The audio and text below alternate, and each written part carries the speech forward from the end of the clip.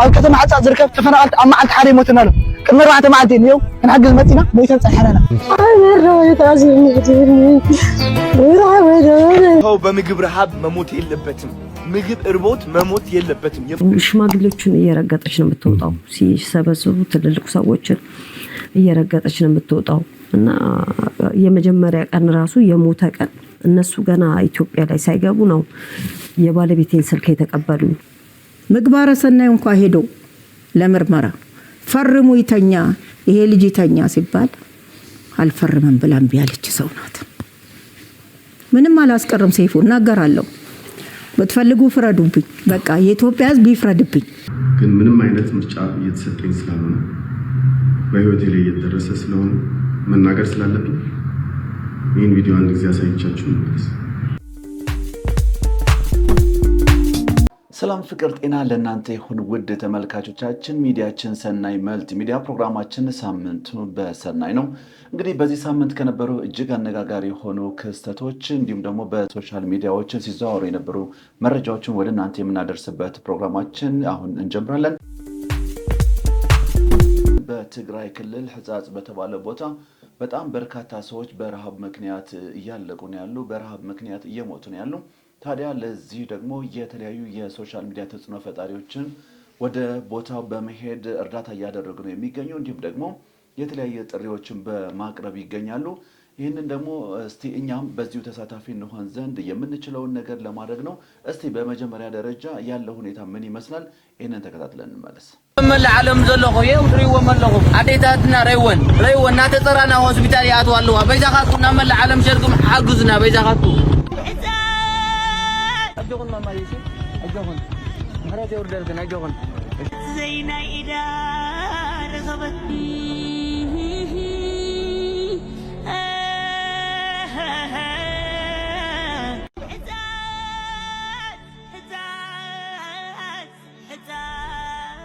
زينا إذا رغبت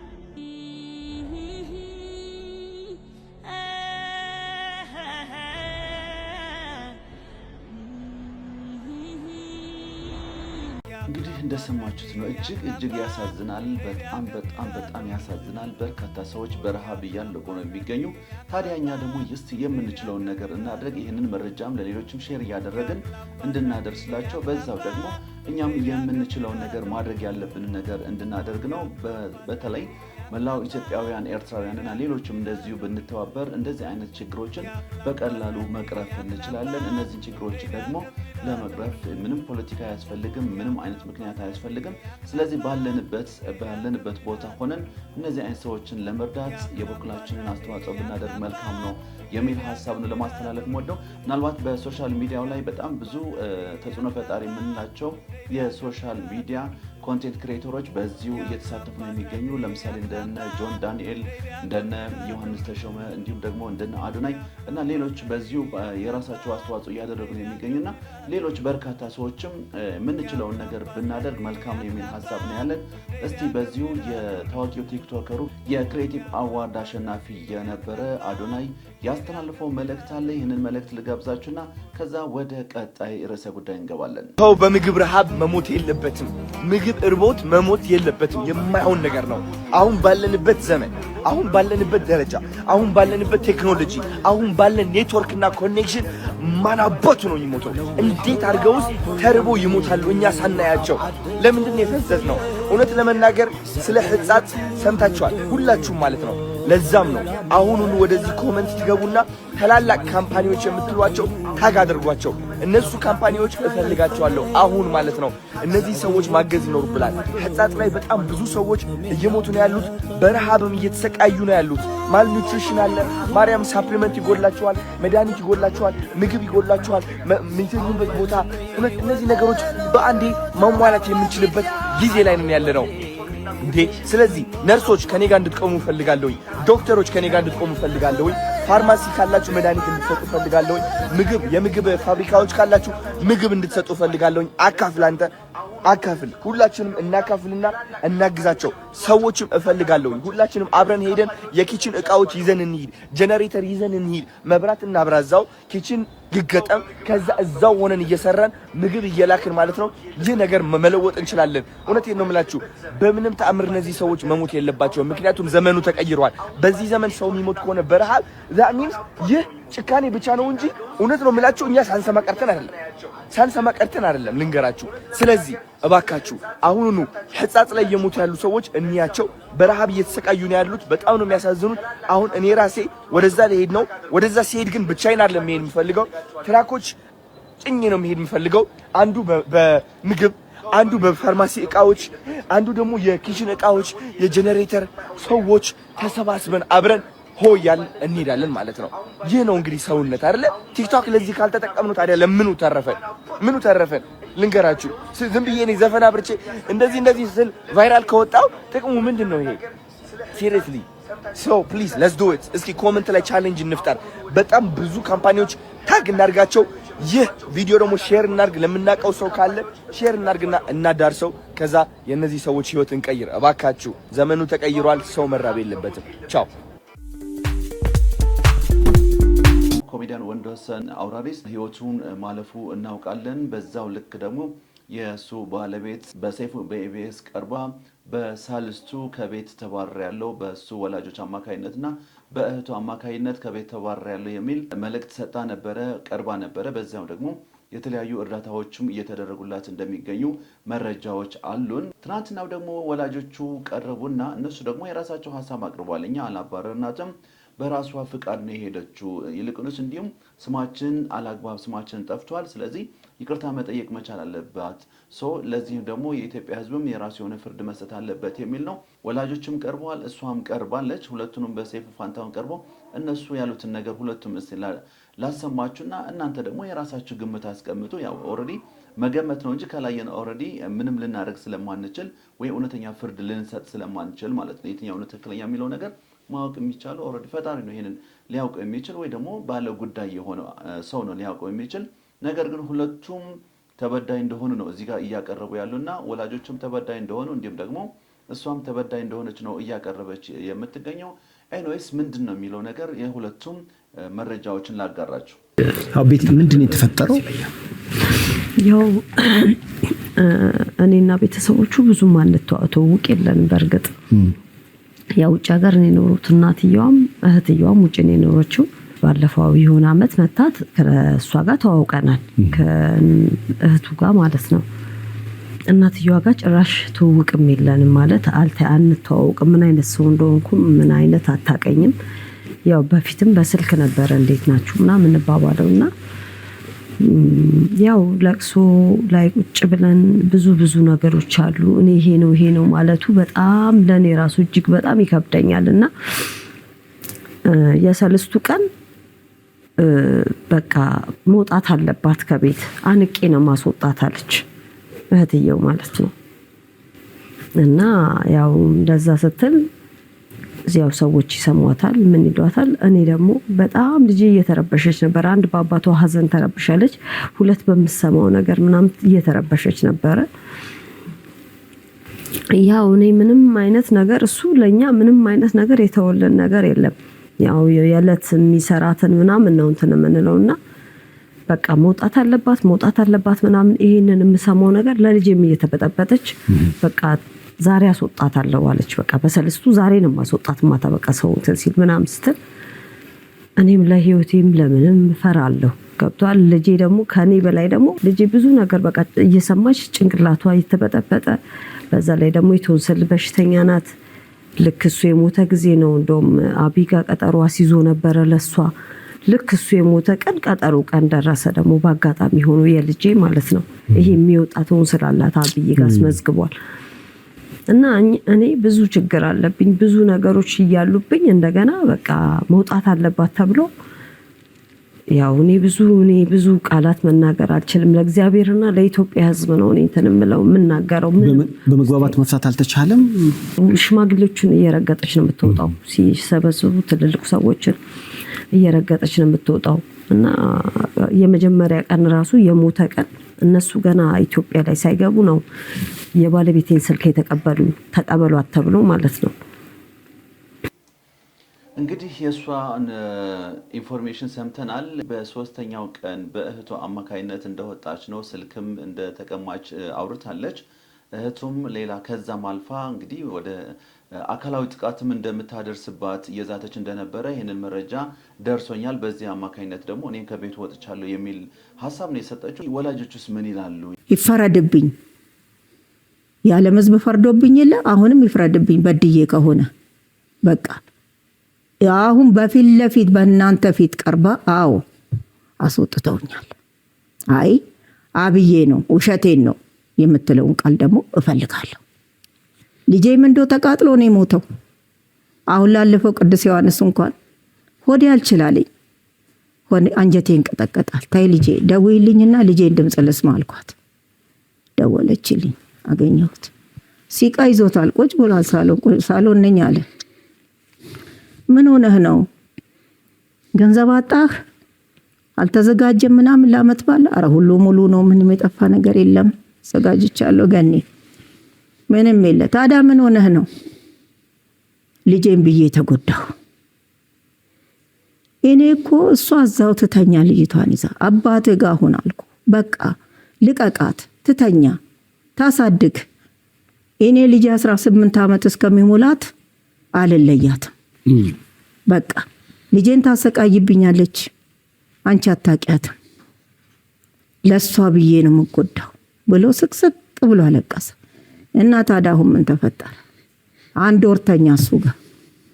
ከዛ ደግሞ ልጅቷ መታ ትስማለች፣ እግር ላይ ትወድቃለች። ግባ አባባ ና ግባ፣ ከኔ ጋር ሁን። አይሆንም ስትለው ደግሞ ይገባል። እንዲህ የሆነው እንደሰን 9 ዓመት ሙሉ እግዚአብሔር ፍርጃውን ፈርዶበት ሳያድግ ሮጦ ሳይጠግብ ጎርሶ ሳይጠግብ ጠጥቶ ሳይጠግብ ልጄ አለፈብኝ።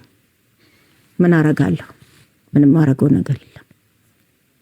ምግባረ ሰናይ እንኳን ሄዶ ለምርመራ ፈርሙ ይተኛ፣ ይሄ ልጅ ይተኛ ሲባል አልፈርምም ብላ እምቢ ያለች ሰው ናት። ምንም አላስቀርም። ሰይፉ እናገራለሁ። ብትፈልጉ ፍረዱብኝ። በቃ የኢትዮጵያ ሕዝብ ይፍረድብኝ።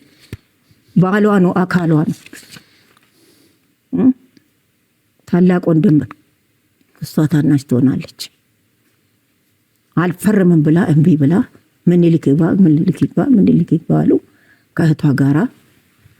እኔ ገንዘብ አለኝ ልታከም እያለ ልጄን አንጦልጥለው ምኒልክ ወሰዱት። ከዚህ እዛ ያለው ርቀት ምን ያህል የጤና እንትን እንደሚበድል ታውቁታላችሁ። ከምግባረ ሰናይ እስከ ምኒልክ ያለው ነገር እንደገና ጤና ጣቢያ ደርሶ ሪፈር ተጽፎ እዛ ደረሰ።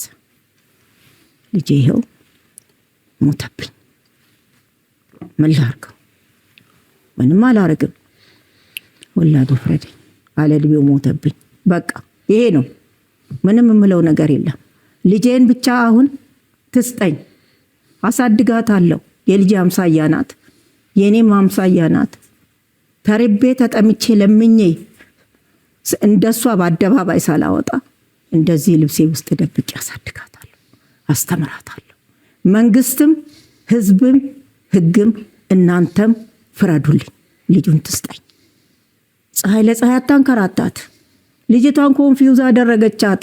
ድራማ እያሰሯት ነው። እንዲህ ሁኚ፣ በዚህ ሁኚ፣ በዚህ ሁኚ። ያቺ ልጅ መታ ሰው መሳም ጉልበት ስማ መሄድ ነው የምታውቀው። አታውቅም ምንም ነገር። የ9 ዓመት ልጅ ባጎል እድሜ አባቷ ሞተባት። እኔ ልጅም ትስጠኝ፣ አሳድጋታለሁ። የአያት መቼም ልጅ እንዳይማይጎዳ ታውቃላችሁ። በጣም ይከብዳል። ስፔሻሊ እንደ ኢትዮጵያ ባህል እንደዚህ አይነት ነገሮች ወደ ሚዲያ ባይወጡ መልካም ነው ብዬ አስባለሁ። እንደኔ ማለት ነው። ምክንያቱም ወደ ሚዲያ በወጡ ቁጥር ብዙ የቤተሰብ ጉዳይ ወደ ውጭ ይወጣል ማለት ነው። ሰው ይህንን መታሰብ ያለበት ደግሞ በተለይ ደግሞ ለልጁ ነው መታሰብ ያለበት ብዬ አምናለሁ። ምክንያቱም እንደዚህ አይነት ፋይሎች ሲወጡ ጥሩ ይሆናል ብዬ ስለማልገምት ማለት ነው።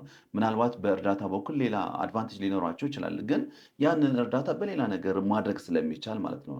ነገር ግን ወደ ሚዲያ በወጥ ቁጥር ግን ብዙ የቤተሰብ ገመና እንደዚህ ይወጣል ማለት ነው። ልክ እንደሰማችሁት እሷ የምታወራው አለ፣ እነሱም የሚያወሩት ነገር አለ ማለት ነው። ስለዚህ እንደዚህ አይነት ነገሮች ደግሞ ቢታሰብባቸው መልካም ነው ብዬ አስባለሁ። በተለይ ደግሞ እንደ ሚዲያ እንደዚህ አይነት ሰዎች በሚያቀርብበት ሁኔታ ቢቻል ወደ አየር ከማውጣቱ በፊት ሁለቱንም የማገናኘት ስራ ወይ ደግሞ እነዚህ መረጃዎችን ቀድሞ ሁለቱንም የማገናኘት ሚዛናዊ የሆነ ስራ የመስራት ስራ ቢሰራበት ጥሩ ነው ብዬ አስባለሁ። አለበለዚያ ግን ወደ ሚዲያ ባወጣናቸው ቁጥር ብዙ የቤተሰብ ገመናዎች እንደዚህ ይወጣሉ። ይህንን በደንብ ቢታሰብበት የሚል ሀሳብ አለኝ። የእናንተ ሀሳብ አስተያየቱም ምን እንደሆነ ብታጋሩን መልካም ነው። ሼፍ ዮሐንስ ሁላችን እናውቋለን። በቤተ መንግስት በታላላቅ የሚባሉ ኤምባሲዎችን ታዋቂ ሼፍ ነው። በኢቢኤስ ከዚህ በፊትም እንደዚሁ ዳኛ ሆኖ ሲሰራ ነበረ። በጣም እጅግ ታዋቂ የሆነ ሼፍ ነው። ያጋጠመው ምንድን ነው? ከእህቱ ጋር ሼር አድርጎ በከፈተው ድርጅት ምንም አይነት ከሰብአዊነት ውጭ በሆነ መልኩ ምግብም ተከልክያለሁ፣ ምንም አይነት መስተንግዶ እያገኘሁ አይደለም፣ ወይም እያገለሉኝ ነው ያለው፣ እህቴ ጥሩ ነገር እያደረገች አይደለም ብሎ ስልክ ቀርጾ ይህንን ሼር አድርገዋል። ምናልባት ይህንንም የቤተሰብ ጉዳይ ነው፣ ግን ስሙትና የእናንተ ሀሳብስ ምን ይመስላል?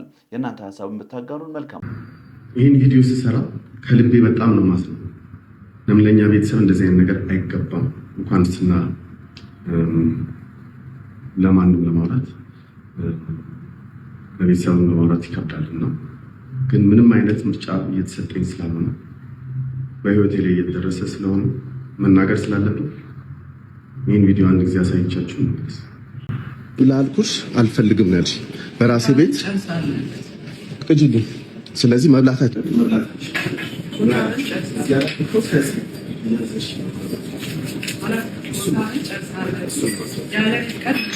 ልብ ተሰማችሁ አይደለ? ሁላችሁም መብት አላችሁ።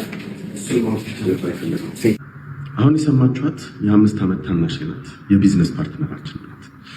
ይህን የምታወራው በቤተሰብ ሬስቶራንታችን የእናትና አባታችን ቤት ውስጥ ምግብ ስትከለክል ከሰራተኛ ጋር ሰራተኛ ሳብራ ማለት ነው። የእናት ሞት ህመም እስካሁን ጊዜ ያስፈልግሻል ብዬ ብታገስሽ ብለሽ እኛን ማጥቃት ጀመርሽ። እንኳንስ ለቤተሰብ ለባዳ ወጋችን አይፈቅድም ምግብ መከልከል። ስለዚህ ህግ እስኪግዳኛ ይሄ ኤቲክስ እና ሞራል ኢሹ ስለሆነ በህግ እንኳን ፊት እንዴት እንደሚቀርብ ግራ ስለተጋባ በቤተሰብ በአባት ፊት እናወራ ብዬ እምቢ ስላልሽ ከዚህ በኋላ 24 ሰዓት ሰጥሻለሁ። በ24 ሰዓት ውስጥ አትሊስት ቤዚክ ኒድ የቤተሰብ ላውንድሪ እና ምግብ የመሳሰለ ማይነካበት ንሹ የምታደርጉት ሲስተም ካልሆነ ደግሞ ወደ ትልቅ ሚዲያ ወጥቼ ብዙ ዓመት የሚበል ገበና ላወጣ ለአወራ ስለሆነ ተጠንቀቂ፣ ላንቺም ለቤተሰባችን። እንግዲህ እንደሰማችሁት ነው። በራሴ ቤት መብላት አትችልም ተብያለሁ እያለ ነው። እንግዲህ ይህንንም አቤቱታ እያቀረበ ያለ ግን ወዴት እየሄድን ነው? እኔ በጣም ግራ የሚያጋባ ነገር ነው። ምናልባት አንዳንድ ጊዜ ሽማግሌ የለም ወይ የሚያስብል ነገር ነው። እያንዳንዱ ነገር ወደ ሶሻል ሚዲያ የምናወጣው ከሆነ ትንሽ ገመናችን እንትን እያለ ይሄዳል ማለት ወደ ከባድ ነገር እየሄደ ነው። እኔ የሚታየ የምንሰማቸው በጣም በርካታ ኢንፎርሜሽኖች አሉ፣ በጣም በርካታ መረጃዎች አሉ እና ምናልባት ካለን እሴት ካለን አጠቃላይ ይሄ ባህል እንደ ኢትዮጵያዊነት ስናያቸው እነዚህ በጣም ወደ ማለት ይሄ አስነዋሪ የምንላቸው ነገሮች አሁን እየተስፋፉ ያሉ ይመስለኛል። ታዲያ ይሄንን እንዴት ነው መቅረፍ ያለብን? ማለት ይሄ ቀጥታ ወደ ሚዲያ ነው ማውጣት ያለብን ወይስ ምንድን ነው? ማለት እኔ ራሱ ግራ ስለገባኝ ነው። እስቲ የእናንተ ሀሳብ እና አስተያየት ደግሞ እንስማ።